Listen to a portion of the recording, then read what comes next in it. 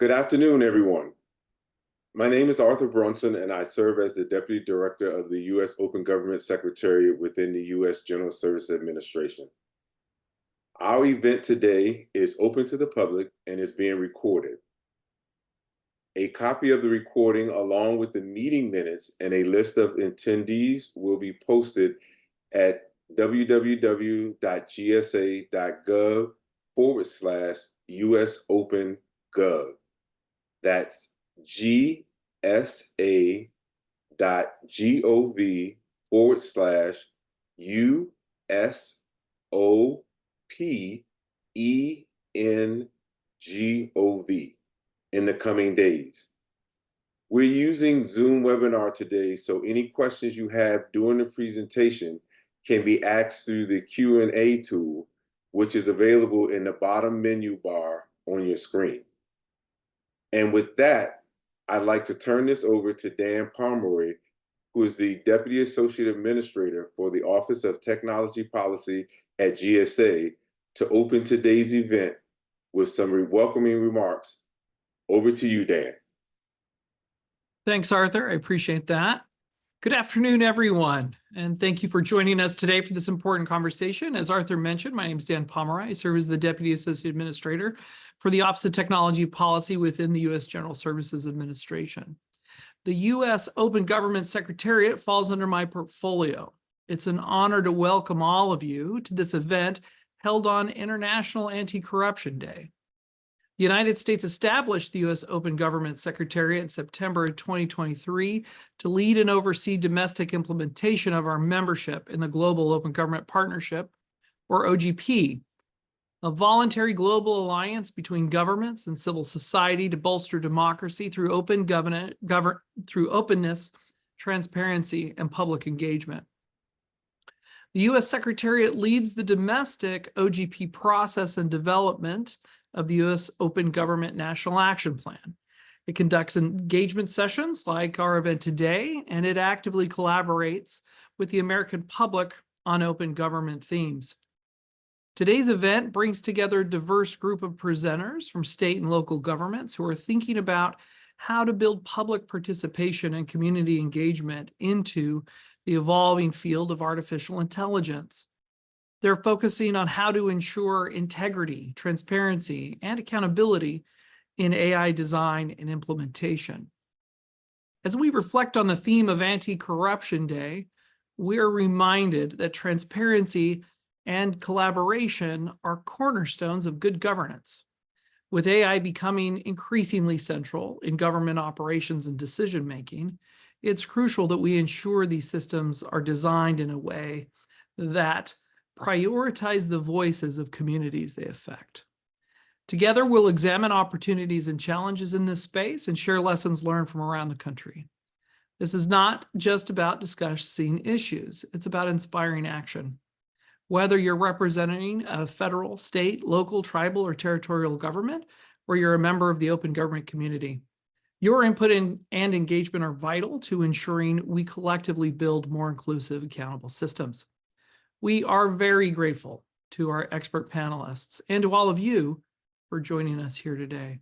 Now I'd like to hand things over to Jennifer Anderson Lewis, who serves as Senior Advisor for Open Government and Tech Policy at the White House and who leads efforts to mainstream open government principles at the federal, state, local, tribal, and territorial levels. She will share some framing remarks for the event. I'll hand it over to Jennifer. Thanks. Thank you so much, Dan, and a special thank you to our friends at the U.S. Open Government Secretariat and at GSA for hosting today's virtual platform. I'm thrilled to join in welcoming you all and to serve as the overall moderator for today's session, which seeks to unpack the emerging practices around integrating public participation and community engagement principles into AI design and implementation.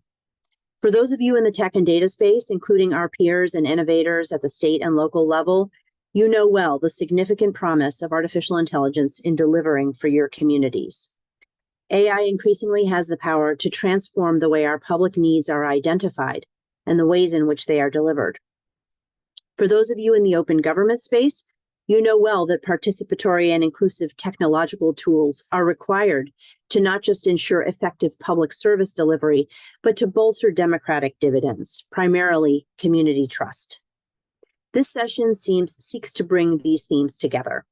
With AI poised to transform the work of all of our governments across the United States, and indeed the lives of all Americans, stakeholder engagement and public participation is especially important.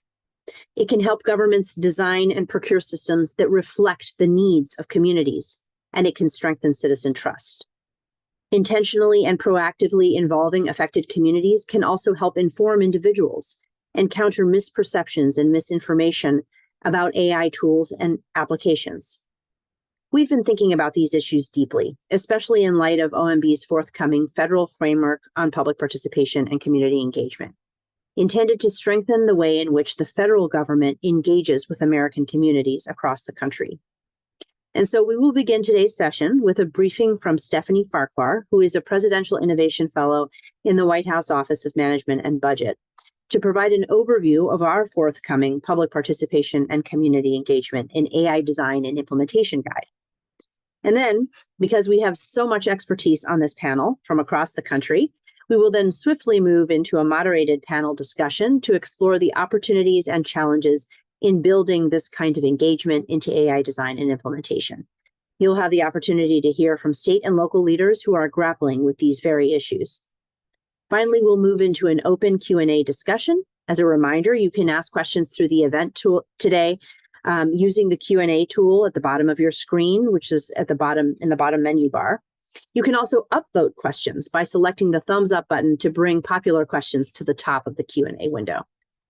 Again, we are thrilled to be hosting a stellar lineup of practitioners and experts for today's event, representing a diversity of regions, levels of government, and institutions across this country. We hope you enjoy it. And now, without further ado, I'd like to pass this over to my colleague, Stephanie. Thank you, Jen. It's a pleasure and an honor to be here today with this fantastic group of local leaders to discuss the intersection of community engagement and the design and implementation of AI tools. As many of us know, engaging stakeholders, especially those who may be affected by proposed AI tools, is essential to creating effective, fair, and accessible AI tools and solutions for the American people. Because this is such a burgeoning field, as Jen mentioned, over the past number of months, we have developed a guide to boost federal agency efforts to foster collaborative relationships with communities and ensure they have the necessary expertise and resources to participate meaningfully in the development, implementation, and oversight of AI systems that will impact their lives. Looking at the federal use case inventory to ground our thinking, in this guide, we laid out support for agencies in accomplishing two main goals.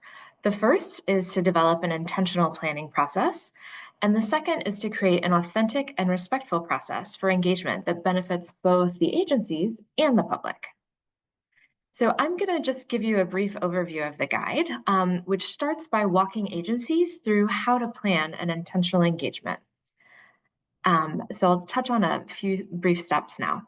It starts with assessing readiness to conduct stakeholder engagement, such as evaluating internal staffing and resources. Then agencies should determine a stakeholder map by determining whose rights and safety are potentially impacted by an AI tool.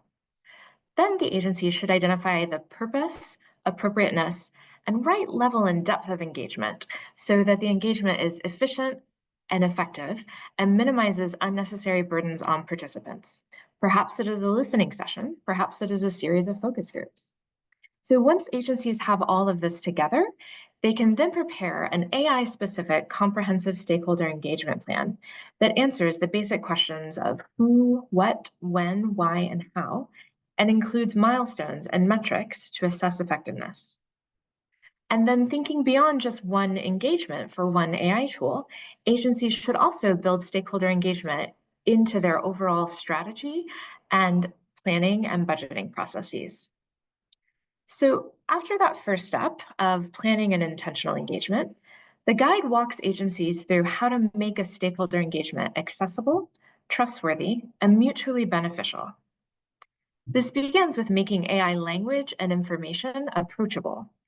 So using plain language summaries, using infographics or short videos to raise awareness of AI and how it works.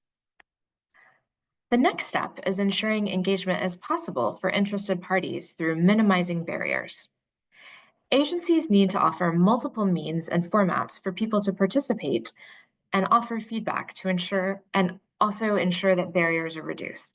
So this can look like holding a webinar, holding multiple webinars in multiple languages, and also at the same time offering a dedicated email for people to submit comments outside of the webinars. Agencies should amplify opportunities for engagement through local networks of partners and other governmental actors. Then, when an engagement event occurs, agencies must execute it in such a way that stakeholders' time, effort, and ideas are respected, and that trust and transparency are fostered. One example of how to do this is to have very transparent loops on how feedback from the engagement sessions are impacting decision-making at the agency. Lastly, agencies should monitor and assess the effectiveness of stakeholder engagement to learn what works and what can be improved. It is an iterative process. So in addition to these two major sections, the guide also has a section that specifically addresses some of the uniqueness of conducting stakeholder engagement on the topic of AI, which is a little different from stakeholder engagement on a highway or even for a tech product like an app or a website. The first unique component of engaging around AI is that it requires directly addressing concerns about AI technology and the potential for misuse or harm. AI is new for many people, including government staff and leadership.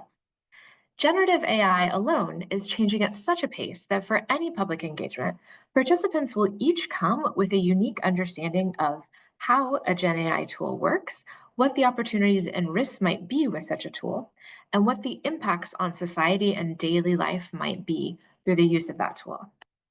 To address these concerns and hopes productively and with respect, agencies must proactively build mutual education into all engagement activities. Agencies can benefit from creating bidirectional opportunities for exchange, where people can share lessons from their lived experience and also share lessons from best practice in research in tech and civil society. These exchanges should take place across the entire AI lifecycle, from design through development and deployment. So just to think through one example, let's say an agency is considering using an AI tool to make its benefit application process more efficient. If that's the case, past applicants to the benefit program should be in conversation with product managers and natural language processing experts. The past applicants can talk about how their experience applying for the benefit and any ideas they have about how AI might impact that experience for other applicants. Applicants can also share insights onto which pain points should inform roadmaps, testing strategies, prototypes, and where humans need to be in the loop overseeing decision-making, and which opt-out and auditing strategies are best suited to the needs of applicants. And then as the AI tool is deployed, agencies should engage transparently about how they're monitoring threats like model drift and other kinds of degradation. So again, we see there's this iterative loop. Agencies also need to consistently communicate about these steps in plain language so that participants can give effective feedback.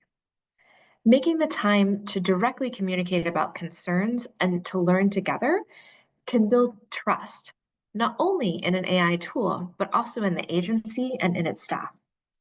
The second unique component of engaging on the topic of AI is ensuring AI fairness. As with any other system built on data, AI tools can encode, replicate, and amplify unfair patterns that exist in data sets. So to take another example, if an agency is considering using an AI tool to review public comments and remove comments that are likely to be authored by bots, some of the markers for bot-authored content, such as tone or voice or grammar, can overlap with writing challenges experienced by people with low literacy levels or people whose first language is not English. So to avoid building an AI tool that unfairly excludes these human-authored comments and harms the free speech rights of these groups, the agency needs to engage members from these groups, as well as experts on digital free speech, access, and content moderation, to look at together to look at the AI tools, training and testing data sets, and model evaluation protocols. So that was just a quick overview of our guide. We look forward to sharing it with you. The stakes are high on this issue, and it's also a very exciting time to imagine how AI tools might responsibly help agencies better serve the public. Through crafting meaningful public participation and community engagement, we can ensure AI benefits all Americans equitably and effectively. And thank you. I'll turn it back to Jen.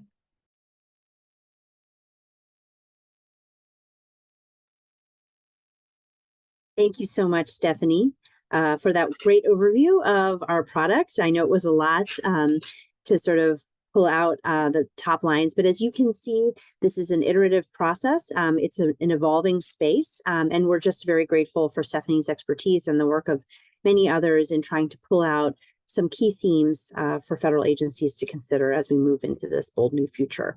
So I'm now pleased to move us into a dynamic panel discussion with a group of fantastic state and local government leaders who are already thinking through and actively experimenting in some cases with integrating these kinds of engagement methodologies in AI design and implementation. I'm very pleased to have representative experience from the cities of San Jose in California, Austin in Texas, Seattle in Washington State, from 2 counties, Miami-Dade County of Florida, and Placer County in California, and from the state of Utah. So as you can see, we've got a wide variety of levels and regional representation. I'll start out with some brief introductions of our panelists and then move to some moderated questions. And then of course, we'll have time to open this up to audience Q&A, and a reminder to go ahead and add your questions as you have them. So let me start out with some introductions. Prakhar Bajpai is the IT data architect for the city of Austin, leading efforts to improve data-driven decision-making across city departments. He heads the City Data's Learning Cohort, where he's helped over 399 city leaders and staff boost their data literacy. His work in machine learning, data visualization, and analytics has been crucial in tackling issues like affordable housing and public safety. Named Innovator of the Year in 2023, Prakhar is known for transforming how Austin uses data to achieve better outcomes. Welcome to you. I'm also pleased to welcome Eleanor Bounds, who works for the City of Seattle as an analyst in privacy and responsible AI and local surveillance ordinance compliance. Eleanor has a master's in infrastructure and planning, as well as a master's in intersectionality and gender. Her passion and focus is around the nexus of ethics, technology, environment, and society. Welcome, Eleanor. I'm also pleased to welcome Greg Wizeneck, who is an AI policy advisor in the Office of Artificial Intelligence Policy for the Utah Department of Commerce. Greg has founded multiple successful tech companies, including Public Engines, Inc. and Wasatch Solutions, Inc. He also has expertise in public policy and management consulting. Welcome to you. Ana Chamas is the Director of Innovation in Miami-Dade County and is dedicated to enhancing technology strategy and digital transformation to improve the customer experience. With over 20 years of experience, she effectively bridges creative teams, business users, and executives to deliver innovative, customer-centric solutions. She also has worked in developing civic engagement strategies while driving initiatives aligned with the mayor's focus on the economy, environment, engagement, and equity. And in her role, she fosters partnerships with academic institutions to build local talent pipelines and promote inclusive smart city technologies. Welcome, Ana. I'm pleased to welcome Albert Gahami, who is the privacy officer for the city of San Jose, where he oversees responsible and effective deployment of AI, technology, and data initiatives. Under his leadership, San Jose has been recognized as a national leader in privacy and AI governance, having been highlighted as a national exemplar by the White House, by the National Institute of Standards and Technology, by the Department of Homeland Security, and the Institute of Electrical and Electronics Engineers, and other forums. His office is responsible for managing the Gov AI Coalition. Many of you are a member of a group of over 500 local, state, and federal agencies committed to effective and responsible AI and vendor accountability. And finally, I'm very pleased to also welcome Benjamin Palacio, who is a senior IT analyst on the Enterprise Solutions team for the Placer County Information Technology Department, and who is a CSAC credentialed IT executive. He's also an expert in public sector AI, chatbot, and integration techniques. So welcome to you all. let's go ahead and jump right into it. I'm going to start by posing a question to all of you, and if you can each please keep your remarks to about 2 minutes, we should have time for everyone to speak. The first question is, have you been thinking through, or do you have experience with public engagement, community engagement in the AI context? And if so, what are the major considerations that you've weighed or the approaches that you've tested? So I'm going to first turn the mic to Ben to get us started. Sure. Thank you very much, Jen. So we at Placer County have been looking at very many different solutions and options and things on how do we get more engagement from the public, or how do we offer different means for the public to engage with us as well. So what we found is that we were able to start with a big hit by just implementing a chatbot on our website. We have over 5,000 pages on our website, and it can be very inundating for someone to try to find information that they need to continue working on various solutions or various questions that they might have. As simple as being in your backyard and trying to build a deck, for example, and being able to just open up your phone, get on a chatbot, and ask the county a question. Where do I start? What do I begin with? Do I need a permit? How does that look? And so that was a very unique way and a very strategic way for us to find the most bang for our buck, so to speak, and be able to deliver information at various means. And searching for information on a website is there, and it does have value, but it is public engagement, but it's not a direct type of engagement. It's very tedious. It could take you a half an hour versus asking a question on a chatbot. Where the AI came into play is in the more recent days. In the last few months, we've implemented an AI backend. Sorry, let me correct myself. Actually, the vendor that we selected implemented an AI backend, which allows the system to convert very specific governmental language into more humanized language that the constituents can understand better. Not everyone understands all of our government acronyms, and there can be many, and they can even mean different things in different meetings. So that was one thing that we found was a very important place. So that's what we've been looking at, and like I mentioned, and other people here on the panel will mention very many other solutions. Thank you. Great, thank you so much, Ben. Those are some great examples of sort of making the information accessible. So many of us in government take for granted. Great examples. So I'm going to hand this over to Anna. How are you thinking about this in the Miami-Dade context? Hi. So, right now, AI it's in its infancy in government. I know that we're all talking about it, but making it something actionable is not necessarily simple. It's daunting. There are infrastructure issues, security issues. There are a lot of different facets that one has to look at in order to really make responsible decisions to create solutions that are public facing. And so one of the things that we are doing and we're embarking on as we've been doing R&D work is actually boots on the ground, going and visiting our community centers and really talking to the resident on the solutions that they need or that they see they need the most, right?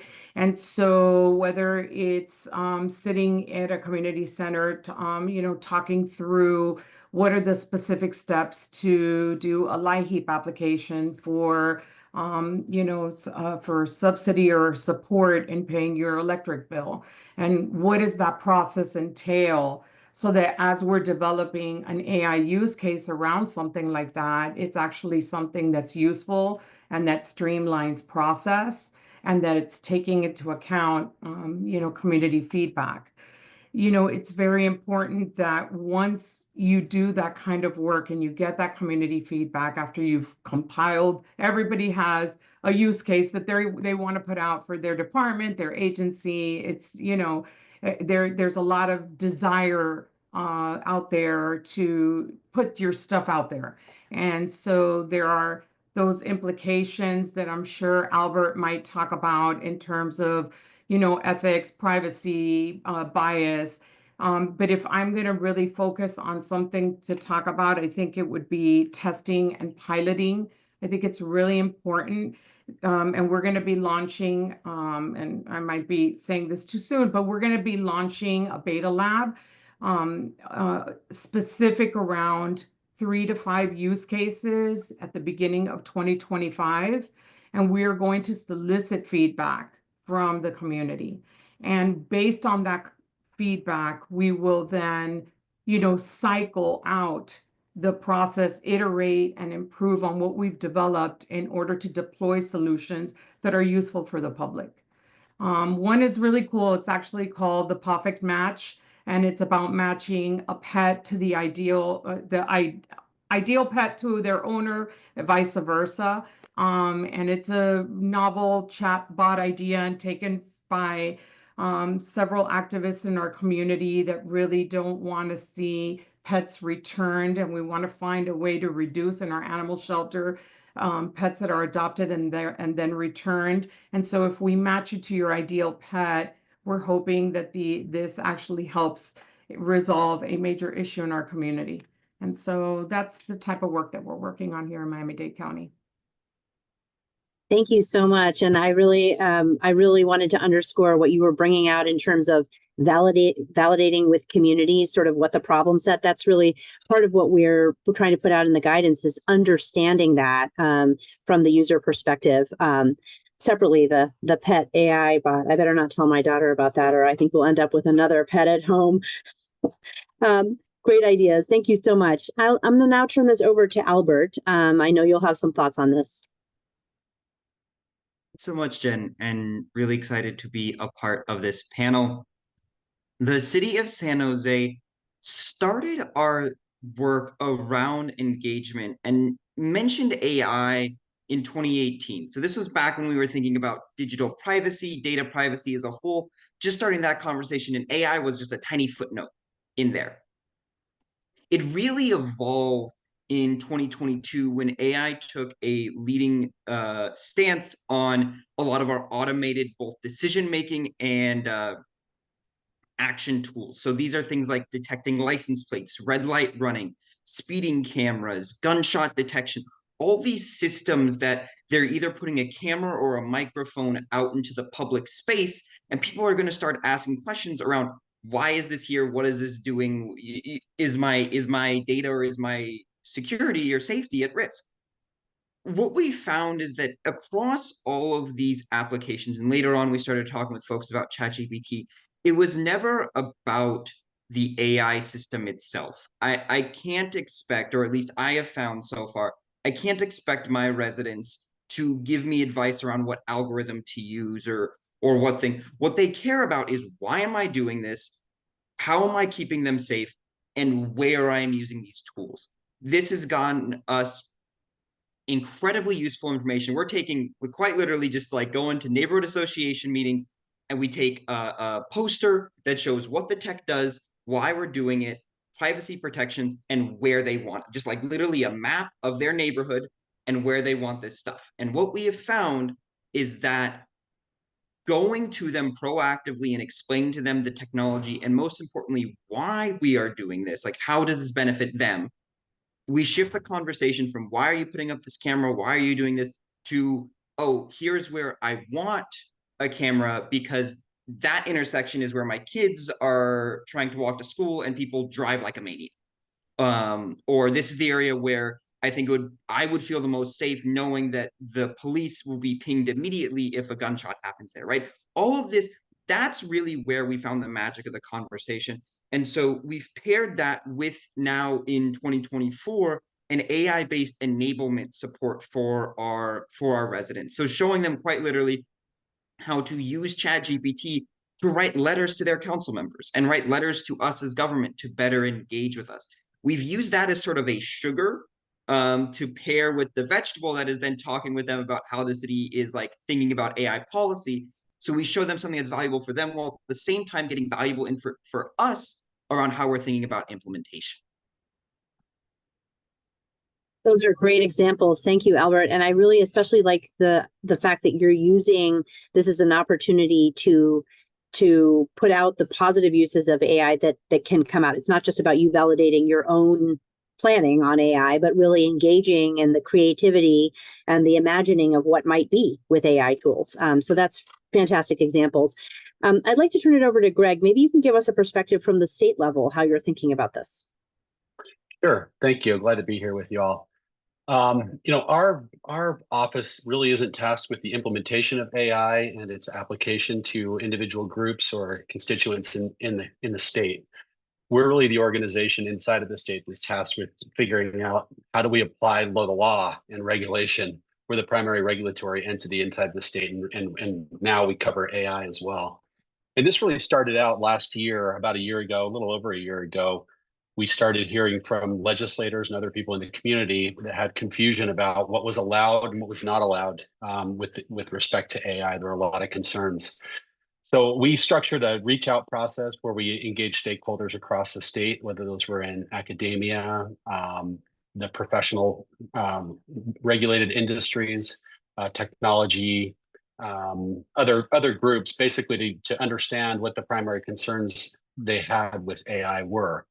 And from that, we put together a bill that we ran through the legislature last year called SB 149 that created the Office of Artificial Intelligence Policy. That office has been up and running now for about 8 months. And our whole goal is to deal with AI issues as they come. We can pivot every 6 months or so and study a new issue related to AI and its application and its ramifications for certain industries. So we have multiple objectives with respect to AI. We want to foster a competitive ecosystem, a business environment, but we also want to protect consumers. Those are our main objectives.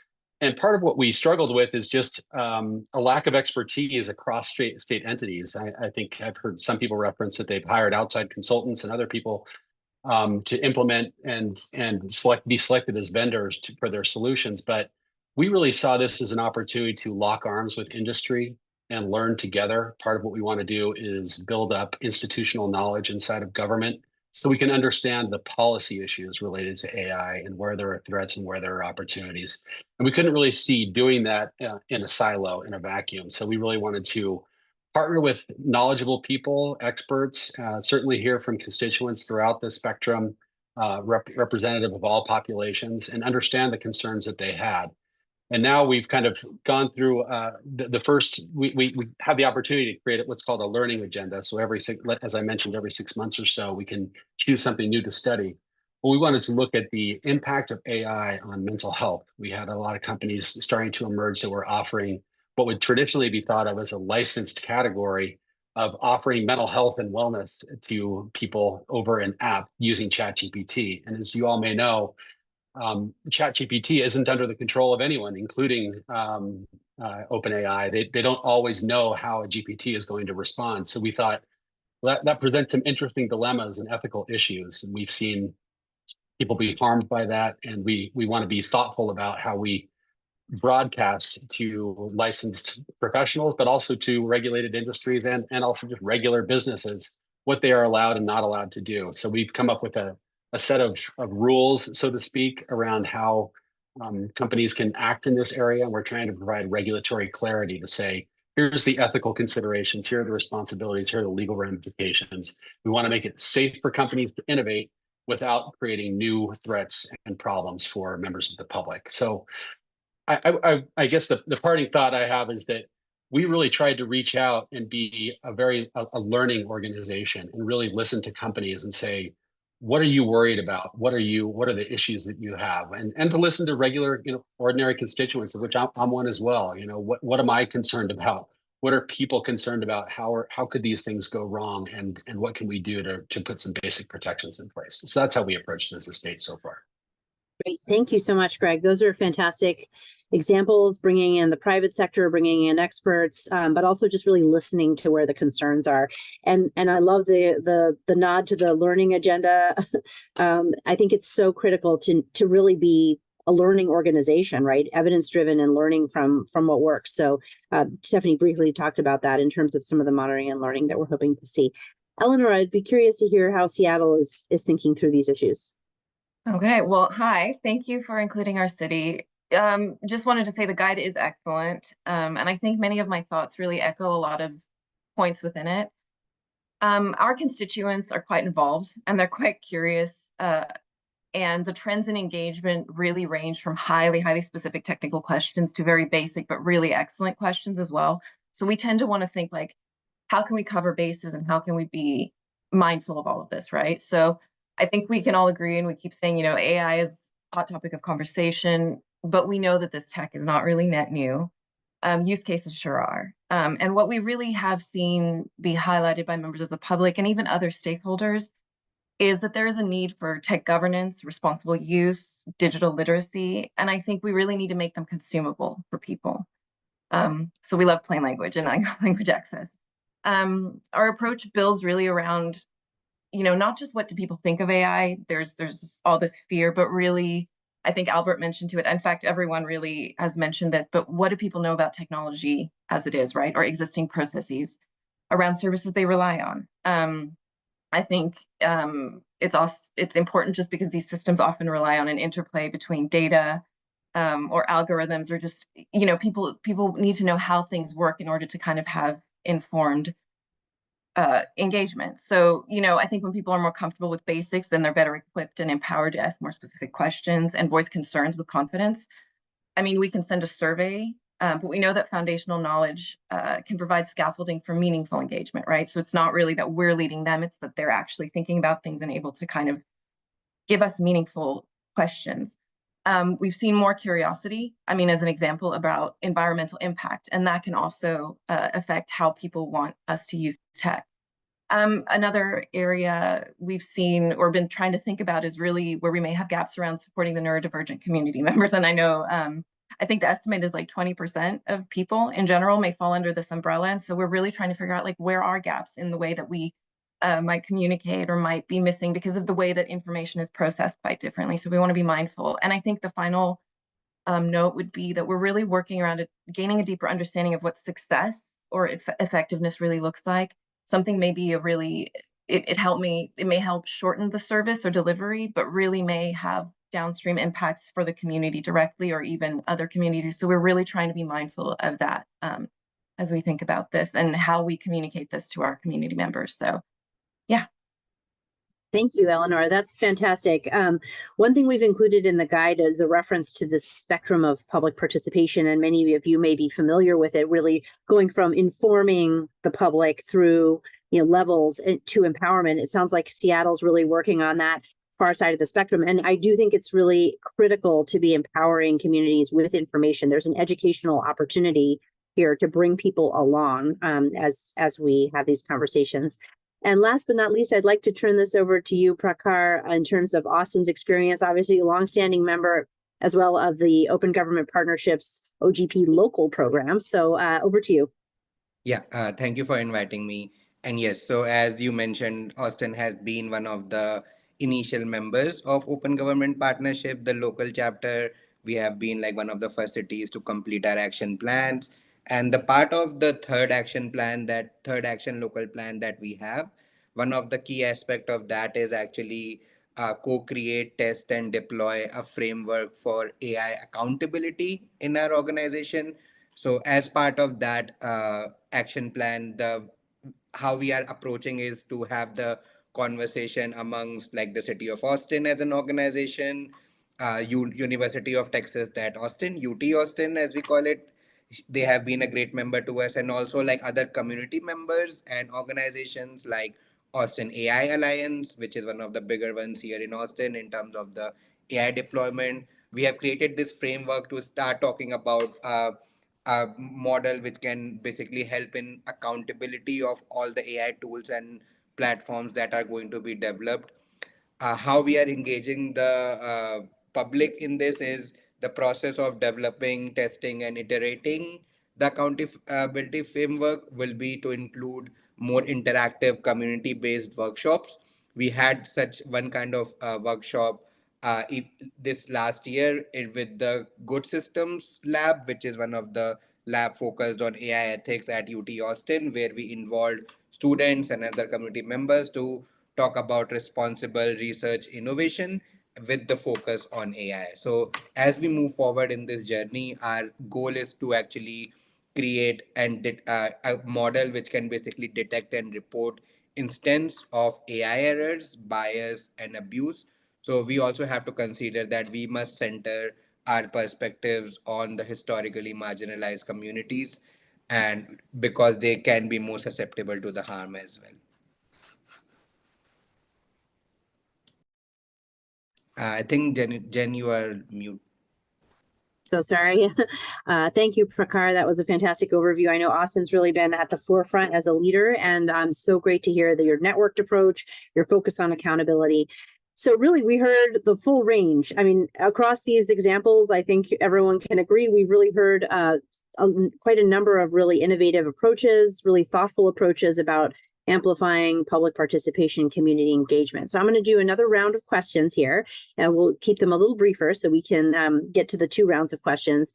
My next question is really just where you see the opportunities and challenges rather, to amplify these approaches. So is there some bold new future you've imagined, or is there a real impediment that you're facing? So let's start this time with Greg, and then we'll move to Anna, and then down the line. All right, did you want to go back to me? I was just. Yes, over to you. Oh, could you rephrase the question? Sorry. Yeah, sure. It's just really about if you could identify if there's a really exciting opportunity you see to amplify public participation in the AI space, or a challenge that you are aware of or grappling with. Well, I think, we try to open up every avenue that we can to get public participation. So that means setting up a website. So we set up our domain as ai.utah.gov. And we really try to push on social media and other places for people to express whatever concern or interest that they might have. So we just kind of open up all the communication channels and say, please reach out to us, tell us what you're thinking, tell us where your heads are. Separately, we have our own kind of internal agenda, if you will, where we are trying to constantly solicit input about different learning agendas that we could go study and that we could focus on. And we left it purposely vague. We didn't want to set out our learning agendas years in advance or even months in advance. We want to be able to be agile and reactive as issues emerge in AI, because it's so changing so quickly. We just wanted to be able to say, okay, at the end of this topic that we've now studied, what's really the emerging threat at this point in time? And we have 4 criteria that we evaluate every possible learning agenda by. They have to be the right size. They have to really have an impact on people in the state of Utah. They have to be relevant to issues that are emerging in AI as well. So we kind of have a scope that we want to make sure that we're not reaching out of, because we're a small team. We only have 6 people on our team. So we have to have sufficient resources to be able to deal with it. But I think it's really a matter of trying to solicit input from any corner that we can find it, whether that be from legislators, kind of top down, or from just members of the general public. But we want to make sure that we're really trying to listen and to be reactive as quickly as we can. And then we'll start seeing other ways that we are going to involve the public as well. We've organized a couple of conferences that we try to put the word out and let the general public attend those as well, which has been really effective. And really just try to make ourselves available for any conversation that we can. Part of the way that we see it is there's really no conversation that's wasted time. We want to hear every issue that we can. If it's not something that we can deal with directly, then we're happy to loop in the right person at the right time. But everything that we can learn is going to contribute to our understanding of the issues that are out there, our overall understanding of AI generally, and just help everyone try to get on the same page. Great, thank you. So, I mean, it sounds like your listening posture and your willingness to learn is sort of an opportunity across the board to not just impact the effectiveness of these AI tools, but to magnify the information you may actually be receiving. Anna, yeah, I'm sorry to interject on the last thought, but I think that's exactly right. I just feel we really feel like we don't have the answers, and we can't have the answers at this point in time. We really need participation from anyone that has expertise. These issues are there. We're making decisions in game time, and it's very difficult to try to be the expert, so to speak. we really think our objective is to get to the best policy outcomes. And if we want to do that, we need to lock arms with all these different stakeholders across the board. Yeah, great perspective and great attitude, it strikes me. Anna, over to you. Yeah, I love that, Greg. And I wrote it down, learning agenda. I think that is really important. And it's what I tried to stress the first time around when my first response. I know that AI technologies have been around and they sort of underlie a lot of technologies that we use. But in terms of mainstream access to direct GPT models, this is unprecedented in history, right? And there is not just the public input that that we're going to be working on, but we also have to look inward, right? We have a workforce of 30,000 employees who are also going to be customers of different types of tools, whether it's an HR GPT bot or some sort of tool that's going to help internally sift through contracts, and really actually streamline an employee's job so that they have more time to be more thoughtful, strategic.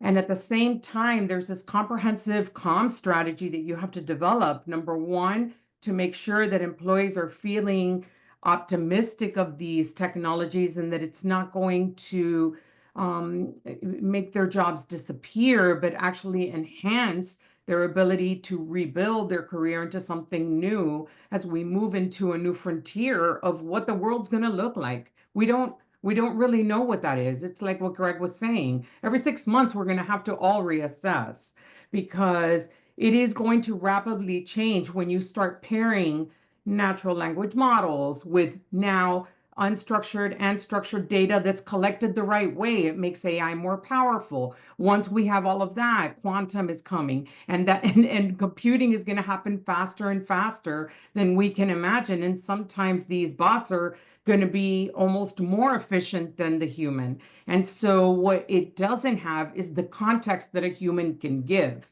And so it's about framing the way that we communicate to employees and to the public that AI is a tool to help. It is a co-pilot, right? It's a co-worker. It is not replacing you because the human factor is unreplaceable. And building that message into your comm strategy, whether it's internal or external, is going to be really critical as we move forward and try to weave these technologies into the fabric of the work we do as governments. And so that is really going to be very important. And I want to stress that because sometimes the employee and the government employee is that unsung hero that works countless hours and has dedicated their careers as public servants for the community. And now there's this general feeling of fear, right? And so they are the public too. They are taxpayers too. So I just wanted to throw that one in there. Those are excellent points, Anna, and the value and the importance of communication and really connecting with all the stakeholders, widely defined, not just the stakeholders of a particular tool, but the public at large. Those are fantastic points. Albert, could I pass this over to you for a thought, opportunity, challenge? Absolutely, Jen.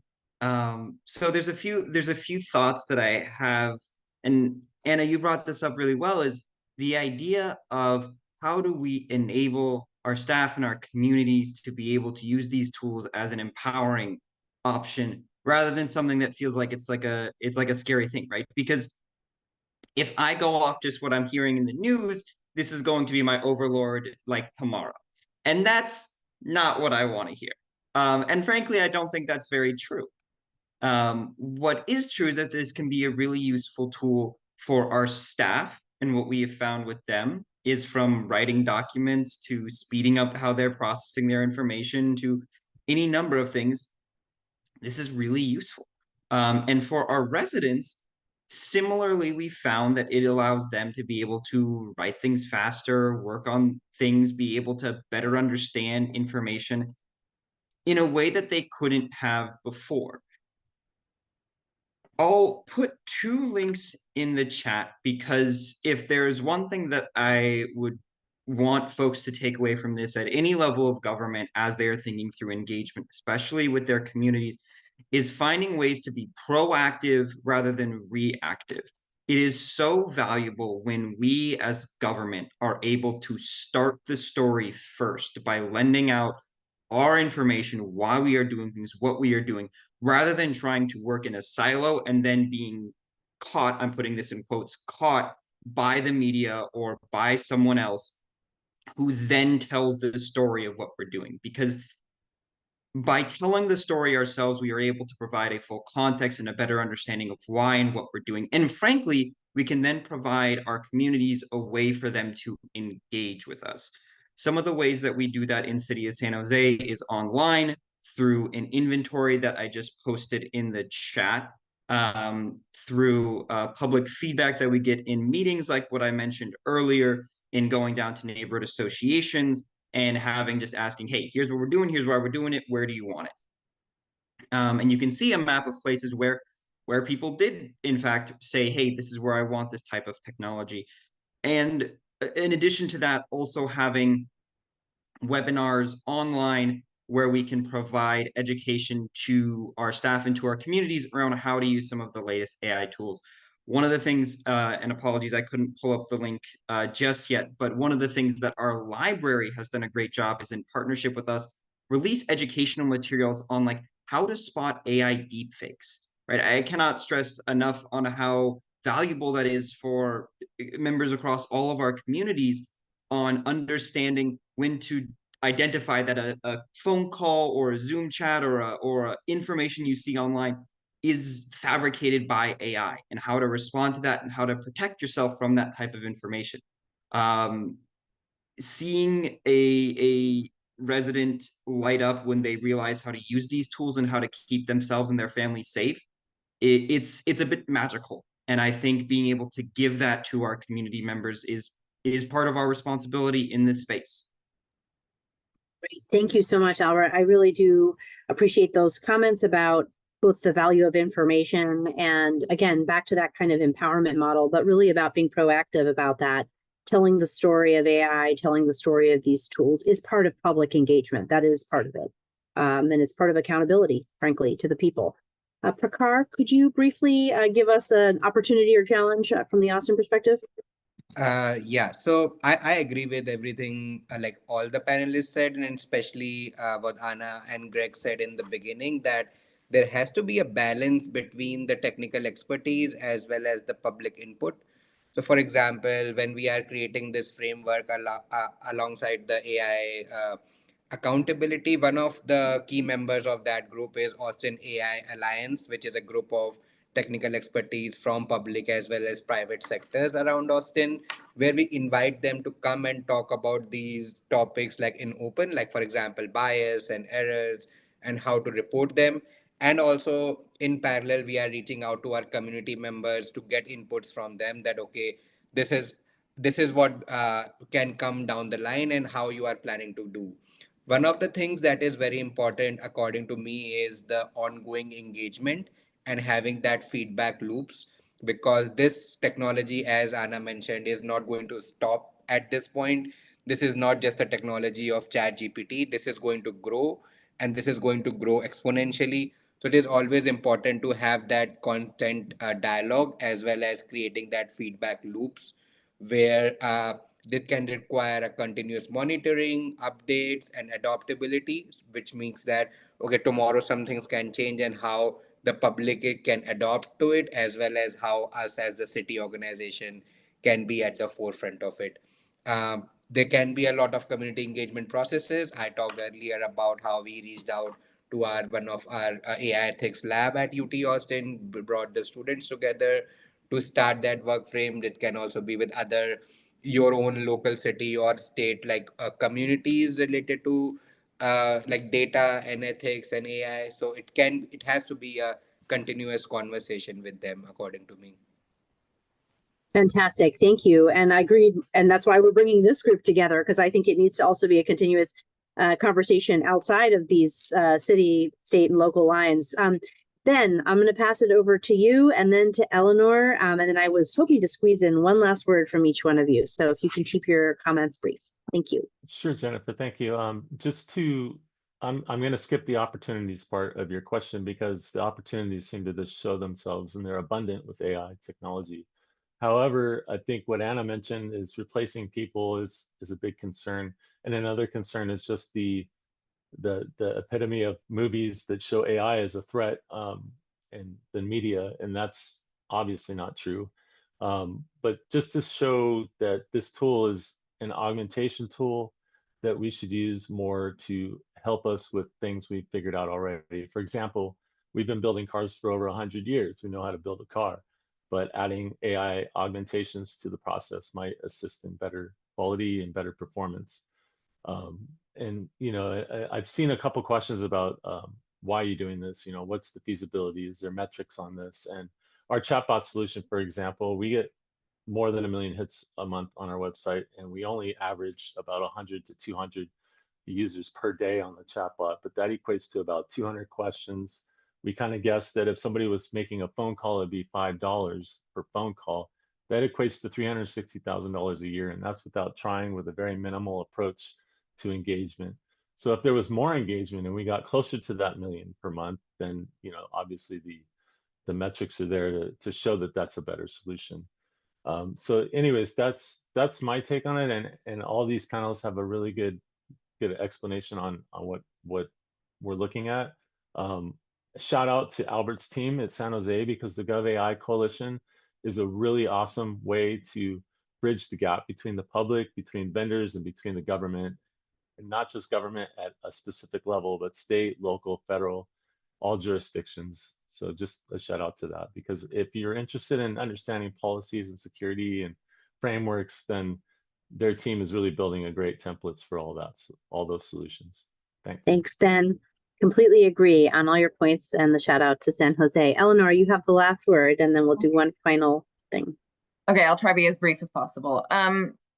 I agree with everyone. And I would just add resourcing, which I think is always a thing.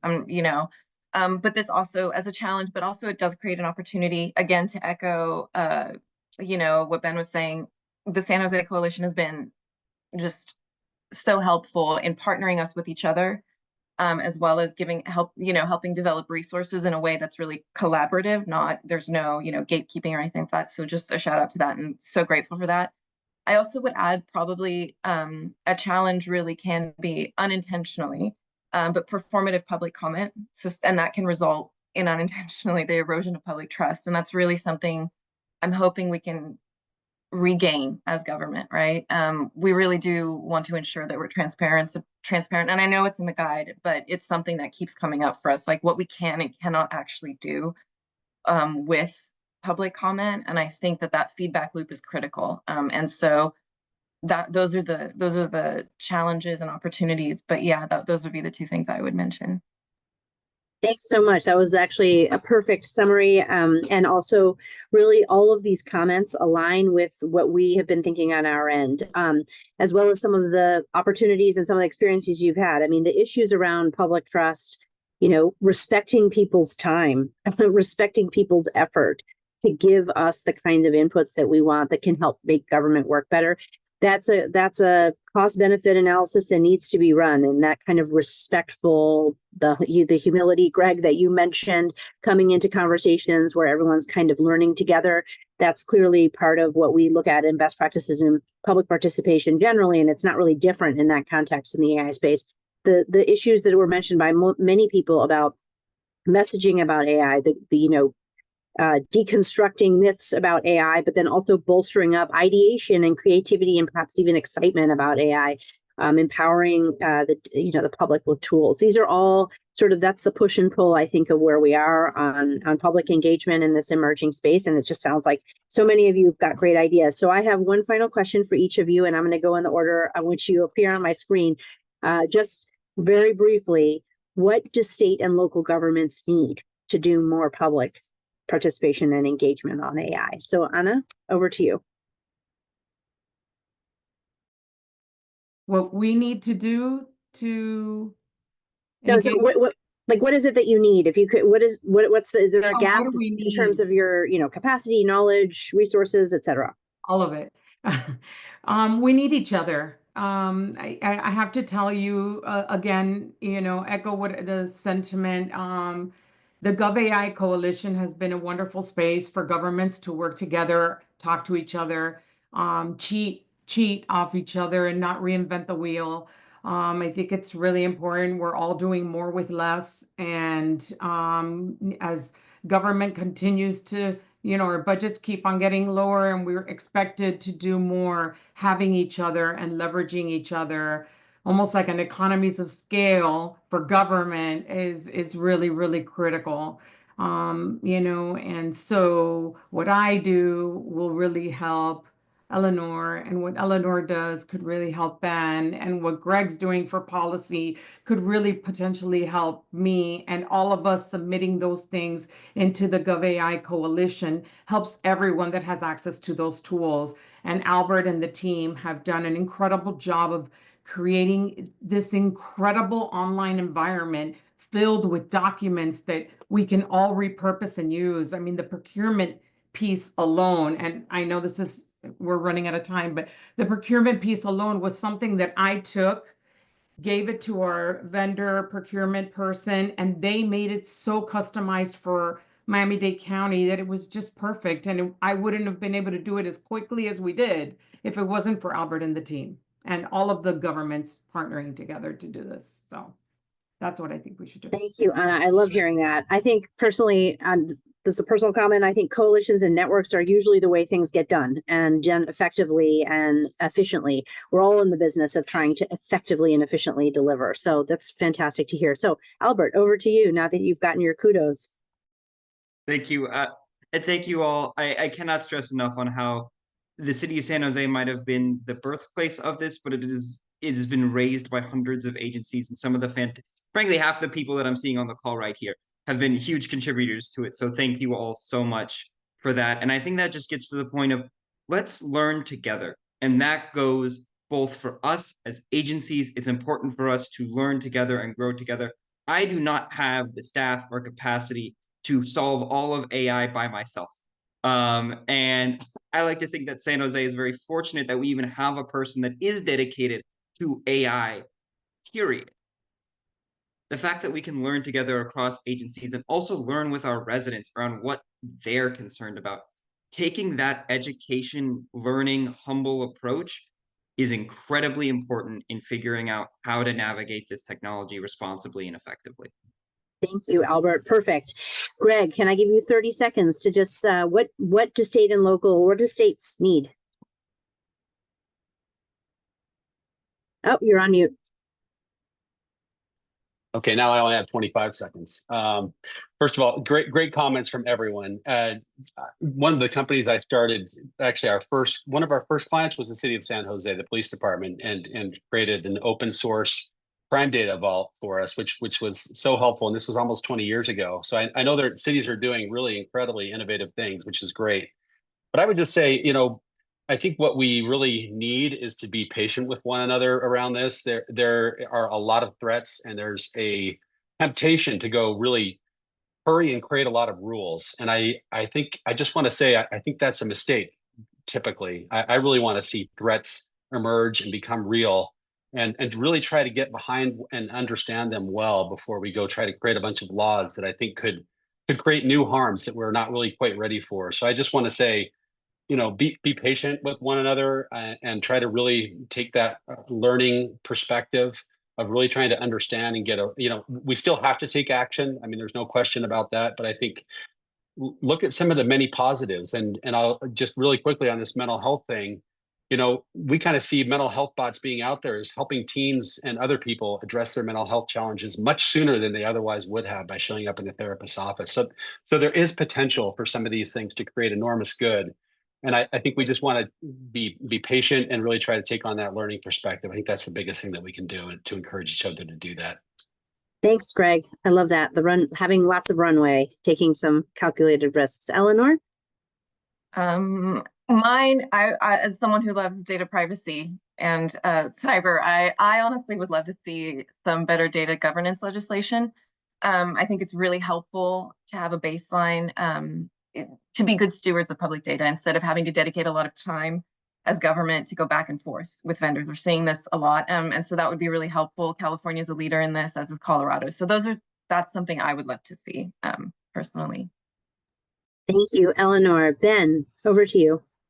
Yeah, just to reiterate the fact that I've worked for federal government and now 2 different local counties. And so the state and local realm is a little bit different, where we're focused on everything, like all the different areas of anything you could think of, from building a house to collecting, money for a court system. And the collaboration effort, not to give more kudos to San Jose, but it's just amazing to be able to get help with so much with so little. And that's really all there is to say about it. Thanks. Thank you so much. Okay, Prakar, you're going to bring it home. What the cities need? So I agree with the sentiment of everyone on this panel. We need shared resources. Again, GovAI Coalition has been one of the great ones on there. But even like with this group coming in together, we need these shared processes and shared resources, AI tools, which can come together to understand different policies, their potential for bias. And maybe ultimately, if you ask me, like one ideal thing that we might want in the future is a structure where our city staff, or like any staff or any government agency, as well as the residents or community members, can come in and talk about AI errors, bias, and procedures to investigate and address those specific cases. So that's like my ultimate wish list for us as the city, as well as a public servant. Great. Thank you so much. Well, I really appreciate you indulging me on that last question on your wish list. We know that this is a space where states and cities and municipalities and counties are really leading. And at the same time, this is an emerging space where you require new knowledge and resources. So I mainly want to just thank you for sharing all these amazing experiences. I think this has been a great conversation.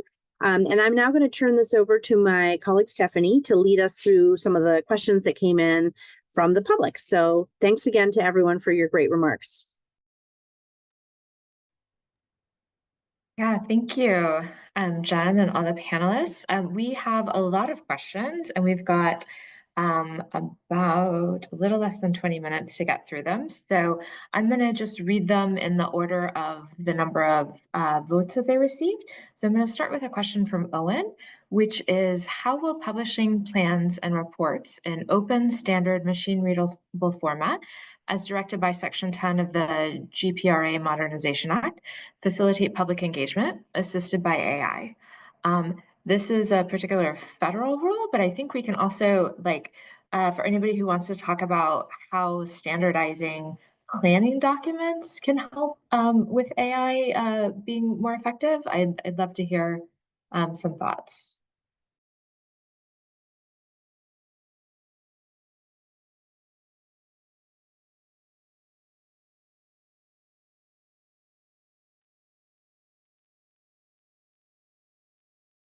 Stephanie, maybe I can jump in just a little bit on this, and apologies, since this is more on the federal side, I'm not too familiar with GPRA, but I can speak a little bit to general approach to updates and transparency. So from a transparency perspective, one of the big things that we've been pushing, and a lot of the agencies on here have been pushing with us, is the AI fact sheet. Basically a nutrition facts of AI systems for us to understand like how this stuff should be used, what are the optimal conditions, did the training data come to you legally, like think basic questions like that, which then allows us as an agency to share this stuff on like an AI inventory that then provides that proactive engagement and understanding to our communities. The second thing is frankly just finding ways for some of the higher risk AI systems for us to provide that sort of annual reporting on progress, accuracy, effectiveness of those tools. This is something in San Jose that we started a few years ago, but really useful if you're going to have a system that is meant to provide, say, answers to questions for folks. It's important to just have an on-the-ground moment where you test, like, of these 50 questions, what percentage did it answer right, and being able to report on that. Little tests like that don't require a PhD in AI, but they do help provide an answer to, is this stuff doing what I hope it's doing in the field using my using my data? I have a comment there as well. I think just exposing, I don't know about plans and reports, I think is one thing, but I think just raw data sets is another, which I think is fascinating. I think the more that agencies can release that kind of a data, subject to the constraints defined by the publishing entity. And I'm sensitive to Eleanor's comment about privacy and data management and things like that. We have a chief privacy officer at the state who's kind of looking at all the data sets that we could potentially release and make available. But I kind of see that as data exhaust. That's data that exists and may be useful in some way, shape, or form to help communities or help different initiatives. I think it's just up to the creativity of people to consume it, and I think it should be fully explored if possible within those constraints of making sure that data is safe. Great. Thank you so much for that. And yes, just to, so the next question is from Ro. How are these participatory initiatives connecting with residents who may not be able to take time to participate or who do not have the resources to know these initiatives exist? I can take that one. So I think there has to be a multifaceted approach to this. So for example, it can be a lot of community workshops or like reaching out to the organizations who talk to residents directly, because in a lot of cases, people hesitate to reach out to the governments or give any kind of feedback. So actually reaching out to the organizations who have their trust and provide our like the plan and whatever policies you have like transparently to them and ask for feedback. Another way can be social media. Reach out to as many people as possible. Tell them about how, for example, Albert told in the beginning, tell what you want to do and ask them how you want it to be implemented. Give them options. Ask them for the opinions. So I think all of these ways can be a method to actually reach out to the residents rather than just waiting with a survey form, for example, at a website that, okay, can you fill this form? We have to do an actual outreach to these people and like these residents and get as much feedback as possible on it. If I could add to that, I would just also say sometimes it's actually more beneficial to the residents to engage directly with third parties. I know for us, we have an extremely open Public Records Act. So sometimes we want people to work with their organizations that they trust, and then we get the information in a more obfuscated way, right? And we support them still. So I would echo that. Yeah, I just have one quick thing to mention about not being able to have time to get involved. And something that's fundamentally changed in the last probably 10, 15 years is the fact that the internet and all the capabilities of like our chatbot, for example, they take away the limitation of, 8 to 5 or 9 to 5. And now things can be done 24/7. So that's really neat. That's great. Thank you. So our next question comes from Mark, which as an evaluator, I love.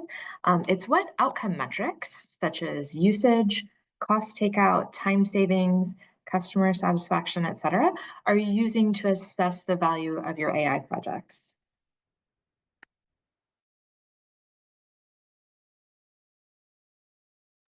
I feel like everyone would have an answer for this. Someone's going to just have to go. Yeah, go. No, I was just going to say what what I was mentioning in the prior question to me was about how our chatbot were able to analyze metrics on usage, on how many individual unique users we have, how many questions are answered. We kind of put like it's not for sure, but we kind of just guesstimated that it's $5 per transaction is saved from our phone calls. So, over a year's time, we're saving $360,000, which is just a minimal non-effort solution. And the public actually asked those questions in board meetings. So we had to come up with an answer, and we did build in metrics. So we're definitely using that. We have to show people why.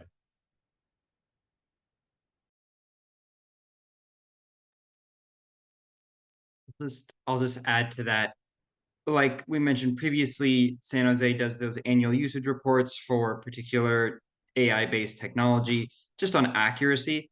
But to the point, as Ben's mentioning around things like LLMs and others, we just have a form. We just ask our staff to report out how it's been useful. It's fairly informal, but it starts to give us a better idea of how this stuff is working. Because of forms like that, and I can just add this into the answer for the outcome metrics. Because of forms like this, we're able to get information that's just like, oh, for super users or people that are really learning how to use these tools, they're saving like 1 to 2 hours a day. That's crazy. That's amazing. And that might not be perfectly scientifically accurate, but it at least gives us a general idea that it might be worth investing. And for myself, I actually have a follow-up question to this, which is, are you guys disaggregating by any groups when you're looking at measurement of success of AI systems, by any groups or like different experiences? So I think in that, I agree that there needs to be separate groups because I think the outcome may vary on the specific use cases people are working on. So for example, in some cases, the time saved is a good measurable outcome, but in some cases, maybe the quality of work or like the quality of output is a better outcome for them. Because, and ultimately, like with us being in the government space, whether in local, state, tribal, or territorial, I feel like the ultimate goal is to like how can we serve our residents better. So all of these outcomes may in the end merge onto that one big outcome. But I think like initially we have like we here at City of Austin divided our use cases into different buckets. Like okay, these are the ones where time saved can be a good best outcome, but in these work cases maybe the quality of output and like accuracy is more important. So I think that's kind of division is pretty important in terms of when you are calculating a measurable outcome.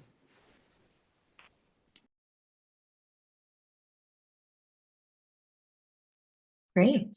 One question from Jennifer was already answered in the chat, but I also want to just bring it out to the larger panel because I think it's a really important question. So it's about language access and what tools your different jurisdictions are using, so such as Amazon Translate or Google Translate, and how do you integrate those tools into your stack for products that interface with the public? How do you manage the tension between the need to provide a translation or interpretation service for a member in your community versus a quality tool that may not yet exist or may not yet be standardized in a language that is serving the person you are hoping to serve? And Jennifer added that this is aligned with Eleanor's comment earlier about changing communication strategies around folks who are neurodivergent. So I think as we think about accessibility to AI, but also to understanding AI, I think this is a great question. I can kind of, so like I think the way that our organization is kind of divided is we have some very specific approaches to language access, translations, and so on and so forth.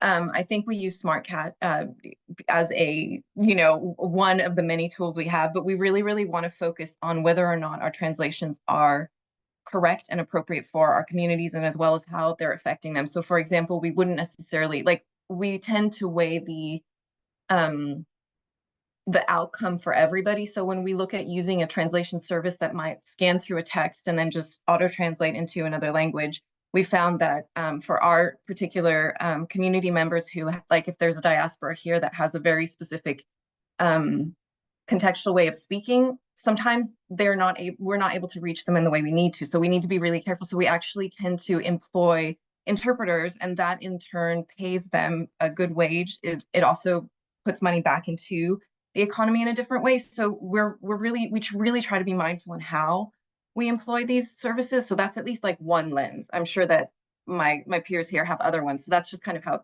we're thinking about it too. The way that we handle translation, we have 3 major languages spoken in our community. We have Haitian Creole, Spanish, and English. We have many other communities here. We use like a standard Google Translate, and for really critical information, we actually have a translation team. So we have Haitian Creole experts in-house, and we also have Spanish experts in-house. So if it's a a very specific thing like an ethics opinion or something legal or some sort of board mandated content, it's definitely translated physically by this in-house staff in our comms department. So it's almost like a hybrid. I don't think online and digitally you're always going to have a perfect translation. You're going to get close, but it's better to have it than not. If that is the only language you speak, like here we deal with hurricanes, and during hurricane season, you want to make sure that you're able to quickly disseminate information. And even if you're not getting the exact nuances of that language, you're getting the message, a very clear message of this is your shelter. This is where we need you to evacuate to. These are the things that, these are the numbers to call. Call 311 if you have any other information. So like, I think it depends on the criticality situation, but I think it's very important that we translate to the various languages no matter what. So here at Placer County, we have very many different use cases for that. Not to overwhelm the chatbot idea, but basically what we've seen there is how can we reach out to the public and let them just talk to us in their native language. So you can ask the chatbot a question in Spanish and it'll respond to you in Spanish. You can ask it in Russian, it'll respond in Russian or Chinese or however you want to take it. Now, as far as the website is concerned, the basic text translator is through Google Translate. However, I think Albert can speak to this a little bit. We just actually had a call a few minutes ago before this one about translation specifically. And something they're doing at San Jose is building models that work specifically with government. Back to my comments about an acronym can mean different things in different places, right? In government, acronyms can mean very specific things. However, in the general public, they might have an acronym that's exactly the same that means totally different context. So that's something else that I'm intrigued to look into further is these other new translation models that are government specific. Yeah, cultural context for language and AI is definitely an area of growth and a lot of interest. So I'm going to ask maybe one or two more questions. So the next one is from Roshanak, who asks, how do you see the role of academia and higher education institutions, as well as your expectations from them, contributing to the AI literacy initiative you're speaking about? How would you recommend bridging academia with industries that are becoming more AI driven to prepare the future workforce? We are heavily partnering with academia. We are our local public university and college, universities and college are, for us, the anchor institutions and our school board, the anchor institutions to prepare that future workforce. So we are investing heavily into programs here locally to ensure that residents have free access to education to prepare them for that future. Our college in particular, which is, we want to make sure that everyone has equal access, right, to all of these opportunities, and these opportunities are not created just for a few. And so that is something that this current administration under Daniela Cava is seriously looking at doubling down and also investing in the local universities to make sure that we do provide as much education and certification as possible in AI and other technologies like GIS and other, cool tech, so that people are well versed and are able to upskill and find new jobs and so that we can expand wealth creation.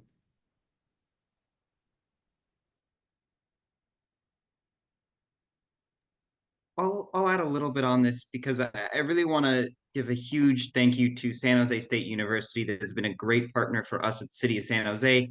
I'm building out an upskilling program for our city staff. So I just dropped a link in the response to that question in the chat, but taking basically just 20 city staff, training them to be the AI experts on how to use ChatGPT, build their own AI assistants to serve their own work, right? That's building those super users that we mentioned a little earlier in the conversation. At this point, we've got those 20 folks build out around 60 custom assistants. So these are things like helping me write grants, helping me summarize my council memos, so, all those types of day-to-day working tasks. San Jose State has been the one that has taught us how to do that. Frankly, I didn't know how to do that stuff. And getting that knowledge from the folks that spend their work actually learning how to do this stuff, I can figure out how to be a bureaucrat about it if you can teach me how to actually use the tools and be an expert on it. And does anybody have like a last 30-second response? And then we're going to close out. I think it's the same for us at Austin. Like, we have this big interlocal agreement with University of Texas at Austin, and even in like in my discussions earlier, I talked about having these big collaborations with UT, and not even like, for example, UT, we have this great collaboration with our Austin Community College, where we reach out to them to talk about like different aspects of AI and how they feel that it is going to affect them in the future, and co-create that framework around understanding the bias and things like that. So I think it's pretty important to have like the institutions, like education institutions and researchers around you, to gather and collect all the feedback from them as well. Awesome, thank you. And I love, Bakar, how you just sort of brought us back to the larger idea that like we're all learning this together. We all have different pieces to contribute, and how the more that we engage with each other and sort of take the time to understand how other people are thinking about it, the better the end products will be. So I just want to really thank our audience for those amazing questions, and all of our panelists for sharing their knowledge, their expertise, and experience with us today, and also, from a personal note, doing so with humor and humility. That was really, really lovely. You've also really helped us start to unpack this emerging topic and identify promising practices for potential replication and learning at all levels of government. So I hope our audience feels as energized about this topic as I do. And now I will turn it over to Jen for closing remarks. Thank you so much, Stephanie, for your very able moderation of those questions. Thanks to the audience as well. As I mentioned at the top, this event really has been intended to start the conversation about the use of public engagement approaches as AI is increasingly designed and implemented, as we heard today, by governments across our country, to deliver public services to our communities, of course, but also to make our governments more effective, efficient, and ultimately accountable to our people. And I just want to underscore the importance of mainstreaming these principles of public and stakeholder engagement into this brave new world. I'd like to close by just noting again that while we've had a wide array of interesting examples to draw on from across the country, and frankly, we didn't talk about this today, but at the international level as well, this is an emerging space, and one which will require both thought leadership and ongoing partnership, as many of our panelists noted. I'm hopeful that this event spurs this necessary and ongoing conversation, bolsters existing networks such as the AI Coalition, but brings in other actors as well, between those of you that are working in state and local government and then within U.S. civil society, and how to ensure that these new technological possibilities are ultimately informed by the needs of our people. And I'd like to deeply thank our incredible panelists for your insights and thoughts. You've helped us provoke and explore this topic. I'd also like to thank our dynamic audience for your interest and your questions, and we hope you remain engaged in this important issue. And finally, I'd like to again thank my friends and colleagues at GSA within the U.S. Open Government Secretariat for supporting the development and delivery of today's event, and who will continue to convene events aimed at bolstering knowledge sharing on open government. So now I will turn this over to my friend Arthur Bronson to close us out. Thanks very much. Thank you, Jen. And I too want to say a big thanks to our fantastic panelists and speakers today. I'd like to remind everyone that the recording of this event will be available on the U.S. Open Government Secretariat's events website at www.gsa.gov/USOpenGov in the coming days. And I'd like to invite our participants to consider joining our Open Government listservs for future events, and follow up on LinkedIn for ways to engage in open government more broadly. Thank you all for being here with us today, and have a great afternoon.